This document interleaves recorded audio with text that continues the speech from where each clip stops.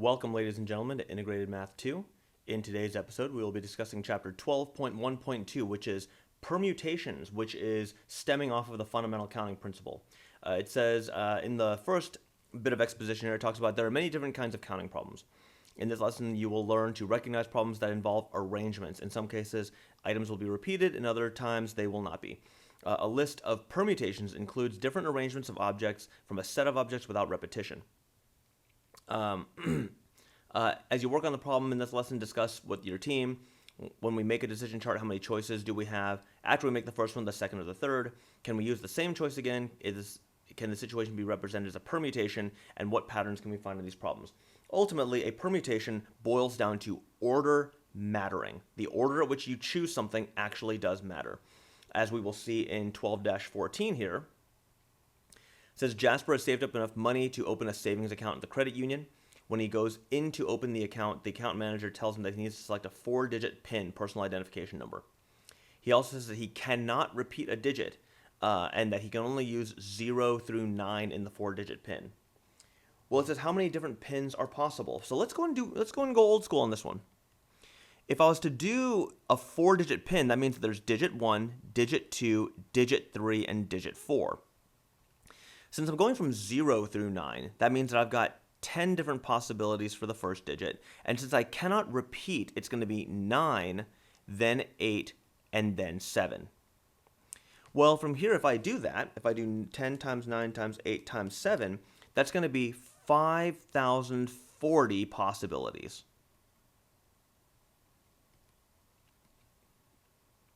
And now it says, notice that the decision chart for this problem looks like the beginnings of 10 factorial, but it does not go all the way down to 1. What is missing from 10 factorial in part A? Can you write the missing part using factorials? Okay, well, let's find out. I know that if they are telling me that it looks like the beginnings of 10 factorial, then I can say that at minimum it could look kind of like this. 6 times 5 times 4 times 3 times 2 times 1. And now from here, the part that's distinctly lopped off here is this part. So this part's gone. And what is this? This is the 6 factorial part that's missing. Right? And so it says, what is missing from the 10 factorial in part A? We're missing 6 factorial. And can you write the missing part using factorials? In other words, just get rid of this thing somehow. Well, I can't get rid of anything here by subtracting anything. Everything's being multiplied. That, subtraction doesn't get rid of multiplication. What I can do on the other hand, though, is I can say 10 times 9 times 8 times 7 times 6, 5, 4, 3, 2, 1. And since I'm going to try to get rid of the 6 part down, I gotta use an operation that's going to invertly attack the multiplication. The only operation that does that is division. If I divide out the 6 times 5 times 4 times 3 times 2 times 1, I could effectively cancel these parts out, giving me 10 times 9 times 8 times 7. Well, effectively what I did here is I took 10 factorial and I divided the 6 factorial out. And that's how I was able to get the 5,040 that was needed for this problem. Now it says, discuss with your team how you can write the 4-digit PIN concisely using factorials. Explain your thinking. And so notice how they specifically mention a 4-digit PIN right here. And I think they're trying to hint us at something here. I know that it's going to be, the top is going to be 10 factorial. And I know the bottom is going to be 6 factorial. But the question is how did that happen? Well, I can call this 10 factorial, and again, notice how they queued me up for a 4-digit PIN. Again, I told you they were giving me a hint. The way to get 6 is you could do 10 minus 4. In other words, the number of choices minus the number of desired outcomes. The desired outcome, I wanted 4 digits only, and then I factorialize that. Because I'm subtracting before I factorialize it, 10 minus 4 is 6, and the factorial comes along for the ride. All right, that will take care of the first part of permutations. Hopefully that wasn't too confusing, but I will come back with another example, and we will come up with a general formula for permutation. Give me a second. In 12-15, it says, with your team, discuss how you can use factorials to represent each of the following situations.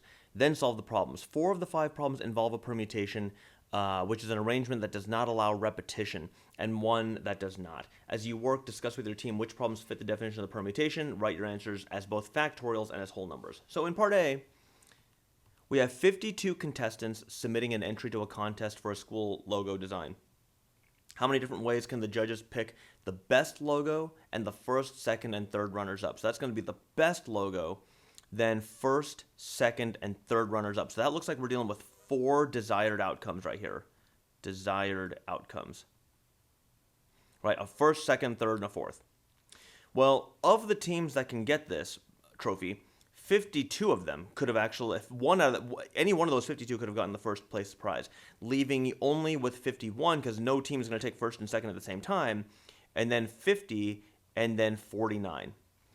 So how do I write this exclusively as factorials? Well, I could begin with 52 factorial, and it looks like I'm lopping off the 48 factorial that follows behind, right? Because there have been 48, 47, but I'm chopping off these guys. I don't want them. How I could have done that, also more literally, is I could have done 52 possibilities and then 52 minus 4 for the desired outcomes, factorial. And then that's going to get me, looks like, a total of 649,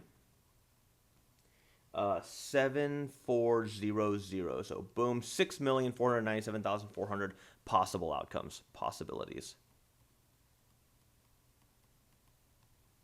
So this would definitely be a permutation because the order definitely mattered and there were no repeats. Okay. In B, the volleyball team is considering mixed doubles for sand court volleyball tournament, and 16 pairs have signed up for a chance at 1 of 7 trophies.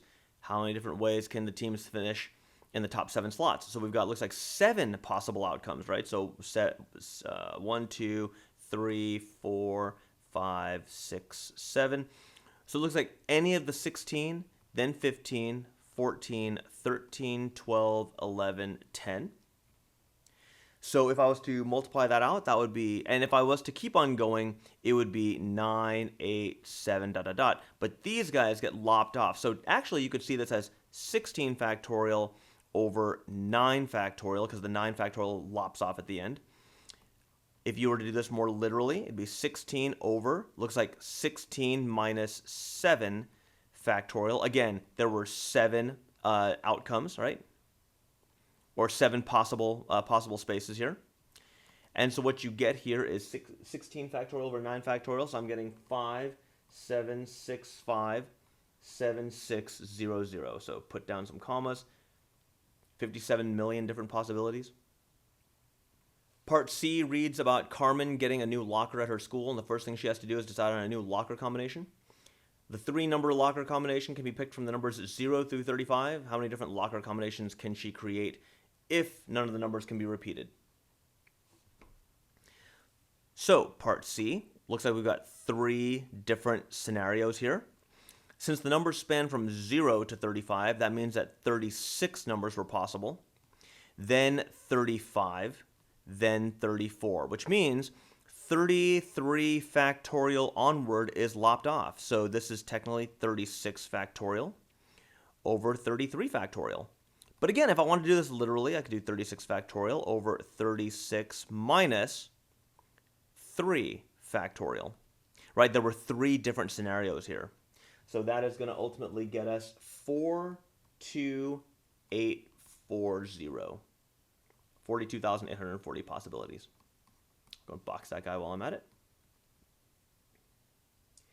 And then in the next one, part D, it says, how many 3-number locker combinations can Carmen choose if 0 cannot be used from the first digit and none of the digits can be repeated? So in D, I've moved to the side here, looks like I'm running out of space.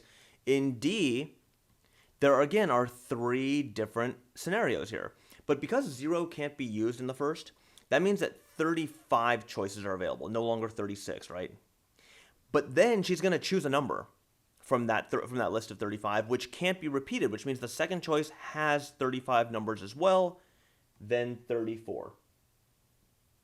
So actually, I could see this as a factorial starting from here, with 33 factorial being lopped off. So I could say this as 35 factorial over 33 factorial, but I can't forget about that 35 that was being multiplied here.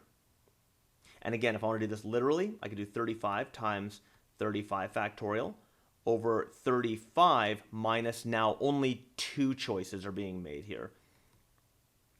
So that ends up being 41,650 after computation.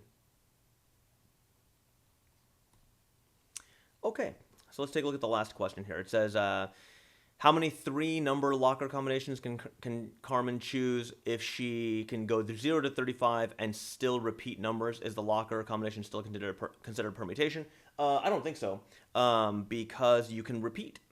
And so in this case, how many different possibilities are there? Well, there are 3, so 35, 35, 35, right? She could choose 777 as her locker combination, which would then be 46,656. And this is not a permutation because numbers can be repeated. Not a permutation because numbers can be repeated.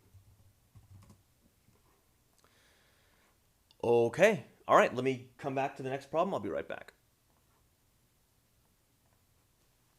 In 12-16, they define a permutation for us. It says an arrangement of items at which the order matters and multiple items cannot be selected more than once.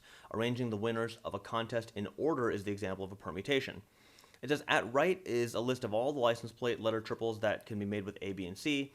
How is this list different from all the arrangements a child can make on a line on the refrigerator door with 3 magnetic letters A, B, and C? Make the list of arrangements the child can make using refrigerator magnets, and why are the lists different? Which one is the permutation? Well, in this case, the refrigerator one is the permutation. So I'm going to write this down here. The refrigerator is the permutation because the letters cannot be repeated. If I was to do the refrigerated letters, it would be A, B, C, A, C, B. Right, that would be the A version. Then it would be, looks like B, C, A, B, oops, darn it, B, A, C, that takes care of B. And then C, A, B, and C, B, A. I believe those are all the arrangements that could possibly happen. So there's significantly less when the order matters. So significantly less possibilities. There are less possibilities when order matters. Part B says, imagine a group of 8 candidates. 1 will become president, 1 vice president, and 1 secretary of the school senate. Now imagine a different group of 8 applicants, 3 of whom will be selected to be on a spirit committee. How will the list of 3 people be different? And which will be longer, which is a permutation. Okay, so this one here, it's actually kind of propelling us forward a little bit into the next lesson. The one with the spirit committee, it seems almost the same, right? Because you're picking 3 people from a list of 8, but you're picking 3 people from a list of 8 for the school senate also. The difference, and you'll learn this word in the next chapter, is that the first one with the ranking order, where president, vice president, and secretary has order mattered, that's a permutation, while the spirit committee is what's called a combination, in which it's basically a permutation where order doesn't matter. So it looks like, let me see, how will the lists of 8 people differ? The list of officer candidates will be less than the school senate, not school senate, but the spirit committee. Because the school senate order matters. The school senate race is the permutation. And again, the spirit committee one is what's called a combination, but we'll cover that in the next chapter. They're just trying to introduce it to you right now. It says, In part C, consider these two situations, decide if each situation is a permutation, explain why or why not. Let me go and just make some space here.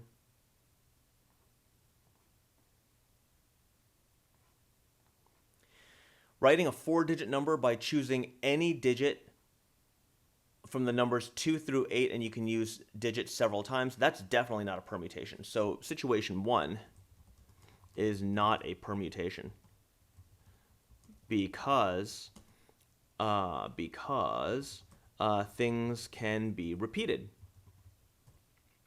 Situation 2 looks like a 4-digit number by choosing 7 square tiles. So it looks like when we select a square tile, we're not putting it back. So situation 2 is the permutation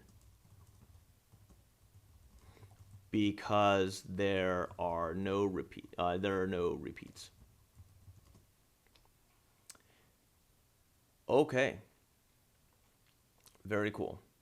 And it says, what are the important characteristics in D that an accounting problem has to have in order to identify it as a permutation problem? Well, order has to matter. In order for something to be a permutation, it cannot repeat, and order will matter.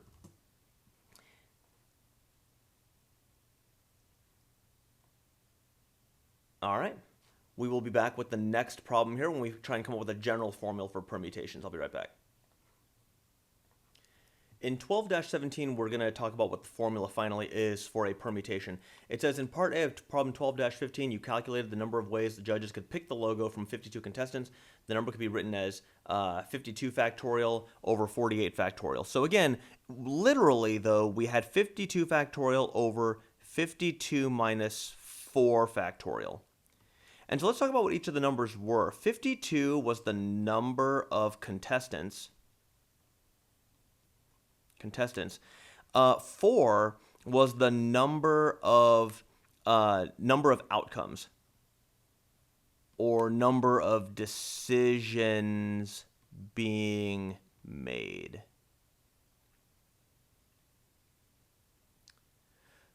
So yeah, so that's how they interacted with each other to become this factorial problem. It says, part B, the logo contestant can be thought of as calculating the number of arrangements. 52 elements can be arranged 4 at a time. Re-examine problem 12-15 to write a general formula for the possible arrangements. So they're asking us to rearrange this notion of NPR, which is the permutation formula. What it is it's n factorial, which is the number of possibilities,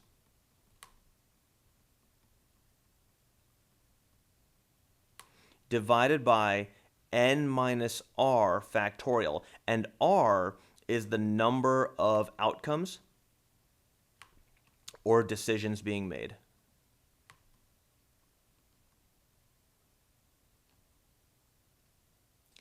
And there we have it. So now we'll use NPR to calculate each of the following. So 7P4. And I'll go and just write these out before I calculate them. It'll be 7 factorial over 7 minus 4 factorial. Let's see, 52 permutation 4 is going to be 52 factorial over 52 minus 4 factorial. And then 16 permutation, whoops, I'm on C right now, or rather I'm on the third problem. 16 permutation 7 is going to be 16 factorial over 16 minus 7 factorial. So we already have all of these values, right? Because we calculated them a little bit early on. This was the, so 7 permutation 4 is going to be 840. And then we have 52 permutation 4 is going to be, that was your 6497400.